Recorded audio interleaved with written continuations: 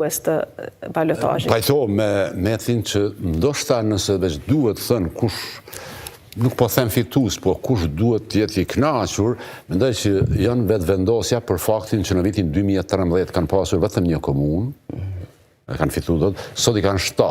Dhe Aleanca për Ardhmërinë e Kosovës, e cila pavarësisht që nuk është në mesin e 3 partive më të mëdha, megjithatë fitoi 5 komuna do të thotë dhe në nivelin lokal është në mesin e 4 partive. E konsoliduar, mirë. Do nëse me duhet të them edhe një gjë.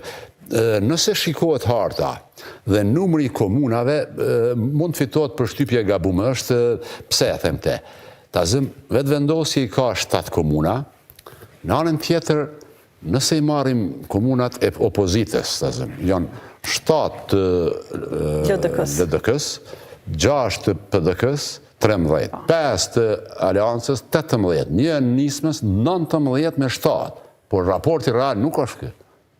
Kjo do të thoshte, nëse kjo është raporti real, do të thotë opozita është e përsi bindsën raportin e vetëvendosin, por në nivel qendror kjo nuk është rezultati i disponimit të elektoratit dhe këte bën fakti që kemi 2 sisteme të ndryshme zgjedhore.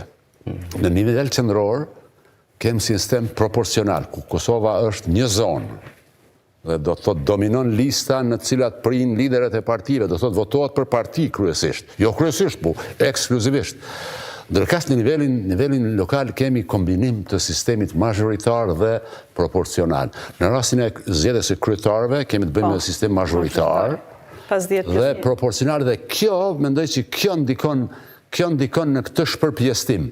Do të fitohet përshtypja që tani opozita është në e përsi, nëse bashkohen gjitha këto komuna, do të thotë në raport me vetëvendosin, por në realiteti të reflet diçka tjetër. Dhe rezultati në Prishtinë, sidomos rezultati në Prishtinë, tregon që në zgjedhjet e ardhshme qendrore, pavarësisht nëse marrë në 10 ose mars, në bindjen time rezultati do të jetë identik gati me shkurtin. Pse? Sepse në Prishtinë ngarun vetëvendosje në njërën anë dhe ishte opozita në anën tjetër. Dhe pak a shumë rezultati ishte aty, do të thotë. Në zgjedhjet qendrore, ky rezultat në Prishtinë do të përkthehet pak më i favorshëm do të jetë për opozitën, sepse nuk kanë qenë gjithë të motivuar ndalin votojnë për zotin Rama. Do të thotë anëtarë të PDK-s, AK-s nuk e kanë motivin, do të thotë, si në zgjedhjet qendrore, kështu që ajo e përsi, do të thotë, ai 48% i zotit Qeku mund të bia aty ku ka qenë në shkurt, sa i përket vetëvendosjes, 22-3. Mendoj që do të thotë, rezultati në Prishtinë ndoshta është barometri më i mirë i disponimit për zgjedhjet qendrore, që paralajmëron në bindjen time paralajmëron në rezultat identik me atë të shkurtit të këtij viti. Agim, pse sot kemi vetëm fitues, gjithë e shpallën vetëm fitues.